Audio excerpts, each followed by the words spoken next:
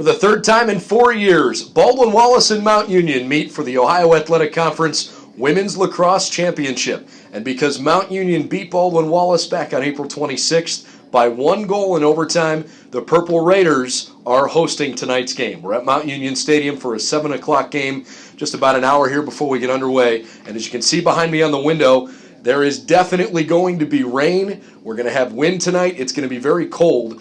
Not exactly how you draw it up for the 6th of May, but we're anticipating about 43 degrees at the start of our game with rain and 15-mile-an-hour winds. We'll have to keep our eye on that and see how it affects the course of tonight's game.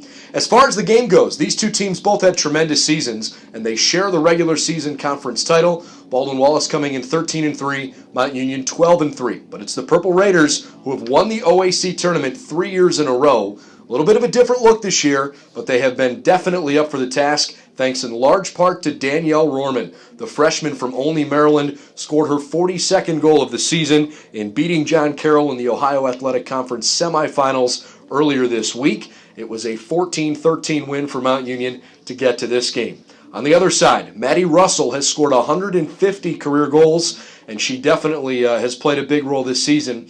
But it was Hannah Albrechta's overtime goal that put BW into the championship game. They beat the Capital Crusaders 9-8 in a back-and-forth contest in Berea. So both teams needing semifinal overtime wins to get here, and they played an overtime game between themselves just a little over a week ago. This game has all the makings of a memorable OAC championship game.